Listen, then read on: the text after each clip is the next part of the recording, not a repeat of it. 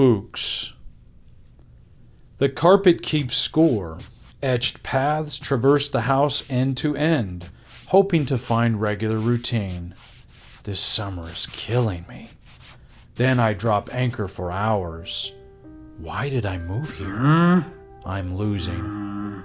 Stomping feet meant war, an ancient signal that frazzled nerves and became stored damage in the tissue. Same abuse she suffered. I hear them faintly, antennae erect in the presence of danger, something I have strangely missed. However, after the sun betrays, you find me skittering upstairs.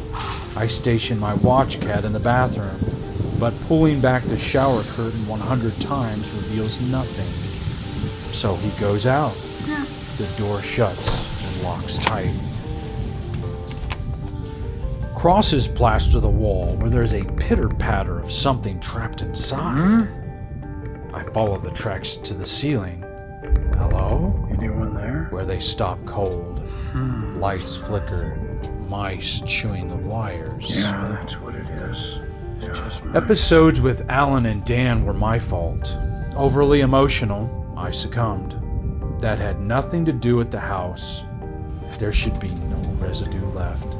An unwavering denial skips on repeat.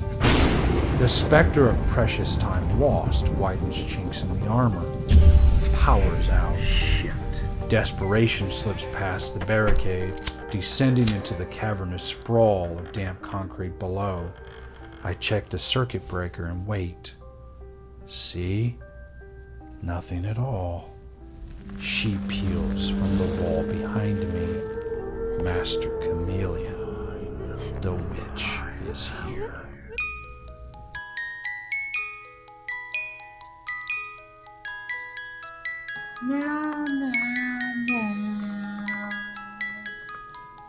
Redbirds worked hard every year, but overachievers paid the price. Snatched by lurking beasts, quieter and quieter they grew, year after year. Now their numbers soar. I too have been busy in talks with Hasbro about toy production. A personality-crammed action figure with detachable limb is set to become a collector's item, which pissed a lot of people off. I'm excited. You need to check your appendage. Rehabilitation requires that I sit with a professional and discuss feelings, or fabricate stories. State mandate. No sterile white pads this time.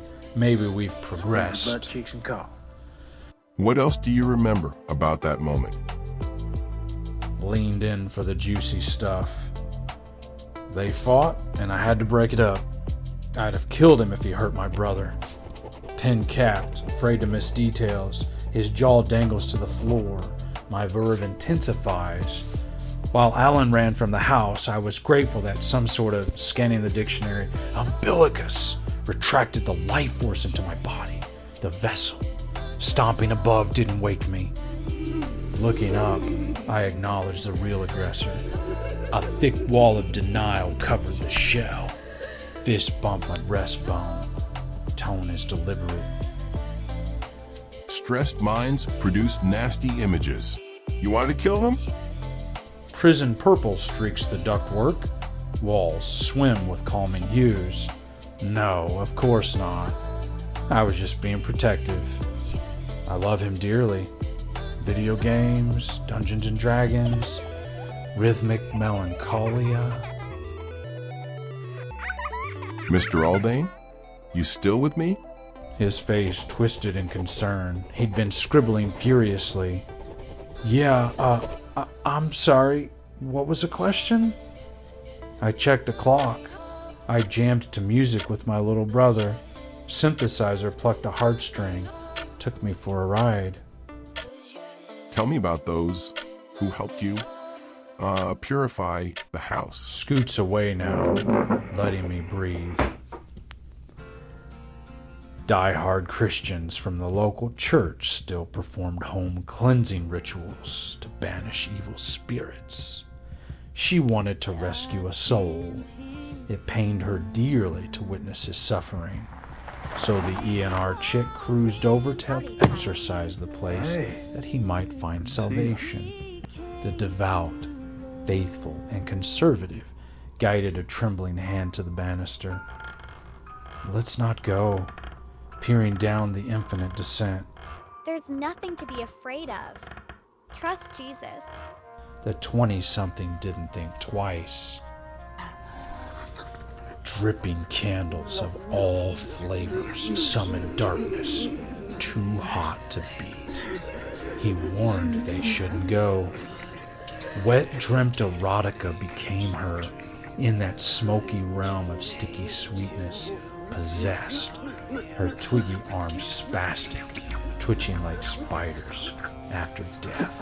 It's not intercourse if you fuck me hard. In the ass. Put those things in. Fuck me. Dirty, filthy girl, expert on deep throat delight.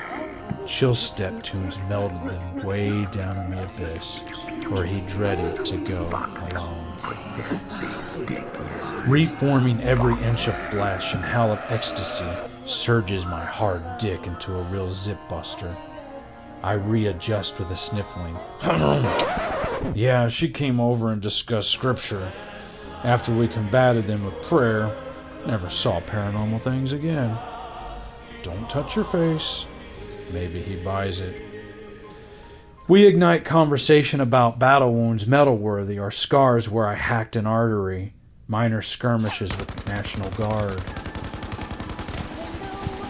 His mouth is munching sideways and no words tumble out. I stare for a long time before they restore the sound.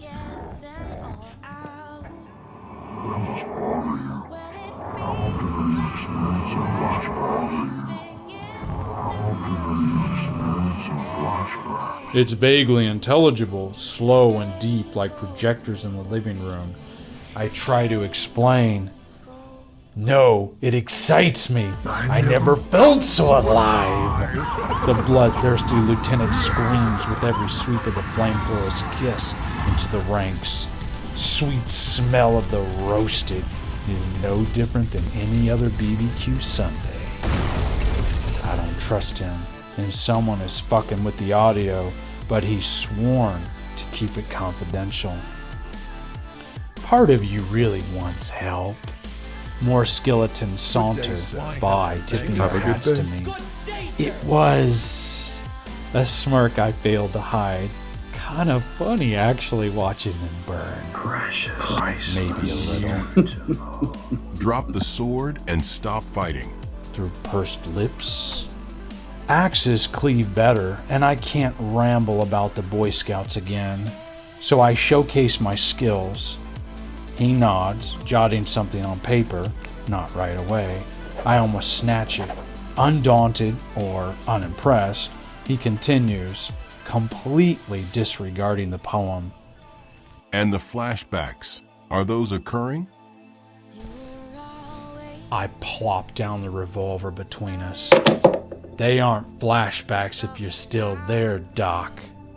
The 6-shooter doesn't faze him, and instead pivots toward me. I can't help you if you don't take what I prescribe. Rattling the pill vial. He's assertive, bathed in cologne, older than me. I hate his arrogance. He narrows a steely gray gaze. You must take this medication, or we both know where you're going. Frankly stated, is it possibly a threat or a trap? Mind clamors for direction, makes no difference. We're still flying under the radar. I rub my chin. He sneaks closer. Why don't we talk about your Dad. Voice cracked, reveals a tattoo. Fidgeting my leg convulsively, our eyes dart to the gun and lock onto each other.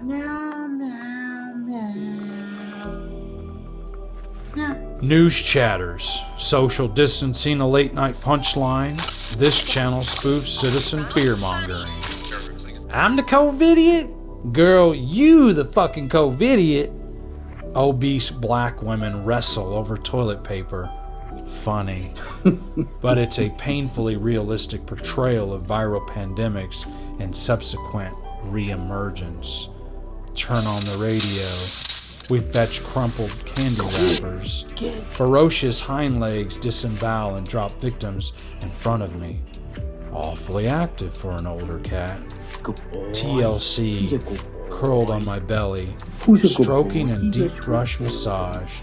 He seems different.